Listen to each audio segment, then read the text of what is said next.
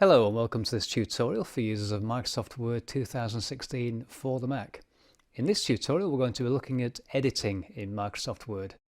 Editing is basically the process of changing a document by adding text or deleting text, or as we've seen previously, fixing mistakes such as spelling or grammar. You can perform simple editing by using the delete keys on the keyboard. On a typical keyboard you'll find two delete keys. One of those is the backspace key and the other is the delete key. And I'm going to use the backspace key to fix my first error. I'm just going to use the arrow keys to move the cursor there to the end of the word years, because the word should say year. So all I need to do here, again with the cursor there flashing at the end of the word, press the backspace key once and that deletes the S and corrects the problem. The next thing I'd like to change is the word good to great. So you can see there, if I just move the cursor back to the beginning of the word good, I'm going to use the forward delete key. So by pressing the delete key now, you'll see letters are removed one by one. Once the word is deleted, I can now type in my replacement, which will be great. And you'll see there that because Microsoft Word is in insert text mode, as I type the new word, all the following text is automatically moved across. And just in case you missed it, I'll just use the back delete key to remove that word again and retype it, and you'll see there as I type the text is automatically moving across to account for the new entry. Using those two delete keys is okay for simple corrections, but what if you need to delete larger blocks of text or you'd like to correct errors a little bit more quickly? And that's where it's useful to select the text before you apply the edit or the deletion. So for example, if I wanted to change this word great back to good again, all I would need to do to select the word is make sure the mouse pointer is over the word and then double click to select. And with that word selected, simply type the replacement word and you'll see there that good automatically replaces great, and that's because I had the word selected in the first place, so I didn't need to go through the step of deleting it. You simply replace the word. I'm also going to change the word we've to we have, so I'm going to this time click and drag across to select. And you'll see there as I keep the mouse button held down and drag the mouse left and right, you'll see I can increase and decrease the amount of selection. So I'm going to select the whole word, we've, and then simply retype we have. And again the selected text is replaced. I'll show you a few other ways you can select text. If I just press the home key there to jump to the beginning of that paragraph, I'm going to press the Alt and Shift key together and then press the down arrow. By doing that, I've selected the whole paragraph. If I then hold the Shift key down and then press the left arrow key, you'll see that that selection is gradually reduced, and if I press the right arrow key, it's increased. I can also keep the Shift key held down, press the down arrow to continue selecting more lines in the document, and the up arrow to select fewer lines. And I'm sure you get the idea of how that works. Simply hold the Shift key down and use those arrow keys to make your selection. If I want to deselect here, all I need to do is press any one of the arrow keys without any other key, so just the arrow key, and that deselects the text. You can also select the entire text by typing the keyboard shortcut Ctrl and A. And again there I'll deselect by simply pressing any arrow key. As you've seen previously, you can also select with the mouse. And I'll show you a few other ways you can select using the mouse. So if I put the mouse pointer, for example, to the left of that first paragraph, if I click once, that selects the line that the arrow is pointing at. So if I move down to the next paragraph, again, just click once to select that first line. If I double click, I'll select the entire paragraph. And if you're feeling confident, you can also triple click, and that selects the entire document. If you want to deselect with the mouse, you simply click anywhere away from the selection. And finally, select the entire document using the menu by simply going to the Edit menu and choosing Select All. And once again there, I'll deselect by clicking away from the text. And I'll just make a few more corrections in this document. So in the second paragraph, I'm going to delete the word some. So again, simply double click on that with the mouse. Press delete. In the third paragraph, I'm going to change the word ideas to thoughts. So I'm going to double click on ideas, type in the word thoughts. And finally, I'd like to delete completely this final paragraph. So I'm going to put the mouse pointer to the left of the paragraph, double click and press delete on the keyboard. You'll notice there that I've got two blank lines between my final paragraph and my thank you line there. So I'm going to delete one of those blank lines just by positioning the cursor on either one, it doesn't really matter, and press the delete key, and that removes one of the blank lines.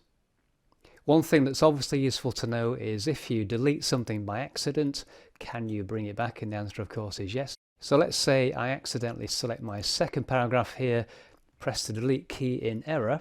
All I would need to do is come up to the toolbar and you'll see in this blue area there's a curly backwards pointer button, and you'll see there the words undo clear appear. If I click that button, that will then reverse the previous action and my text is returned.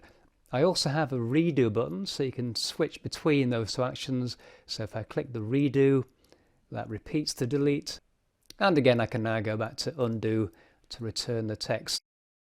It's also possible to undo multiple actions, and if I click on that small drop down arrow next to the undo button, you'll see a list of most of the things I've done so far in this tutorial. Potentially here I could actually reverse everything I've done to date, but I'm not going to do that. But it's useful to know if you do have a number of actions that you want cleared, you can do that from this list.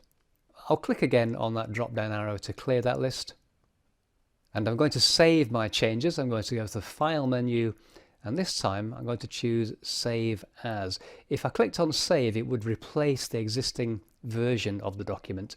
I'm going to click Save As, and at the end of the file name I'm simply going to type the number 2. So when I click Save, I will have my original and my corrected version. So I'll click on the Save button, and that document is now safely saved. For the next part of the tutorial, I'm going to open another document. I'll go to the File menu, choose Open, and I'll double click on my staff rota document there. So if I just click on it first of all, you can see the details on the right. If I double click, that will open that one up, and I can then reposition that at the top of the window there.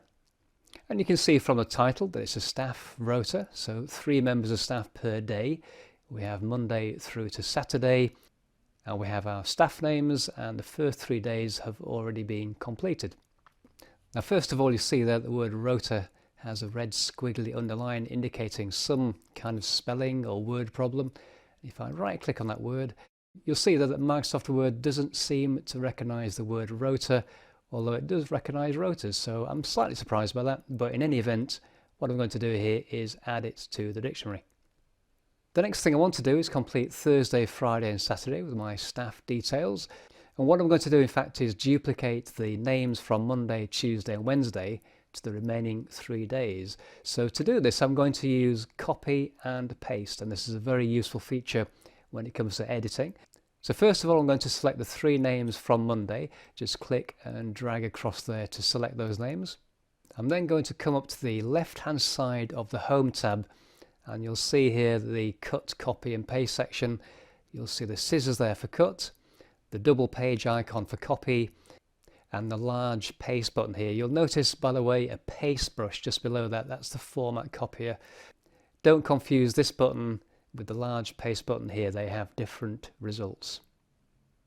So what I'm going to do here is click the copy button, and by doing that I've now copied those 3 names onto the Microsoft Word clipboard. All I need to do now is come to Thursday, click at the end of the line, and then if I come back to the same toolbar and click the large paste button, you'll see there the 3 names are pasted into the document. Next I want to copy Tuesday's names to Friday, so come back to Tuesday. Again, just click and drag across those 3 names to select. This time I'm going to press the right mouse button. That brings up the shortcut menu, and you can also bring up the shortcut menu on the keyboard by pressing Control and click with the single button mouse. And from that shortcut menu, click on the copy button, and this time of course come to Friday, and then I'm going to press the right mouse button again and choose paste. And we'll get the same result there. Tuesday's names are duplicated across to Friday. And finally I'm going to duplicate Wednesday's names to Saturday, so come back to the list of names for Wednesday, click and drag across. I'm going to this time use the keyboard And the keyboard shortcut for copy is Control and C. And if I click at the end of the Saturday line, type Control and V to paste. So Control C to copy, Control V to paste. When you're copying and pasting single blocks of text like this, the final thing that you copied will remain on the clipboard. So if I repeatedly type the keyboard shortcut Control V, you'll see that it will continue to paste that block of names. I'm going to undo that now by typing the keyboard shortcut Control and Z. And Control and Z is the same as clicking the undo button on the toolbar. As well as duplicating with copy and paste, you can also move items using cut and paste. So in this instance, let's say I would like to move my second line to the end of the document. What I would do here is put the mouse pointer to the left of the line, click to select, come up against the toolbar, and this time on the left of the Home tab, click on the scissors button, which is the cut button. Click on that, you'll see the text is removed from the document, and it's then placed onto the clipboard. You'll see that I've been left with an additional blank line again. I can tidy that up by pressing the delete key. I'm going to use the keyboard shortcut Alt and End to jump to the end of the document. Just press the Enter key twice to create a blank line between the Saturday line and my new line, and then come back to the toolbar and click on the Paste button, and you'll see there that line reappears now at the bottom of the document. I'll repeat that using the keyboard. So first of all, if I type in Control Z to reverse that until I get back to the line 2 where it originally was. So again, selected, I'm going to type Control and X this time. Again, just press delete to remove the additional line. Type Alt and End. Again, press the Enter key a couple of times. And this time, Control V to paste, as you know. So Control X to cut, and Control V to paste if you're using the keyboard. And finally, let's just go back one more time. So if I again Control Z on the keyboard, get back to where we originally were with the line selected, and this time with the mouse I'm going to right mouse click, choose Cut, again just tidy that blank line, Alt and End, press the Enter key a couple of times, and now right mouse click and choose Paste. And again, their line 2 has now been moved to the end of the document. So copy and paste and cut and paste are great ways to save you time by duplicating text and allowing you to rearrange documents by moving text around without the need for you to retype the text. And that concludes this first look at editing in Microsoft Word. I hope you found some things in there that are useful and you can apply to the documents that you're working on. But in the meantime, thank you for watching, and I'll see you next time.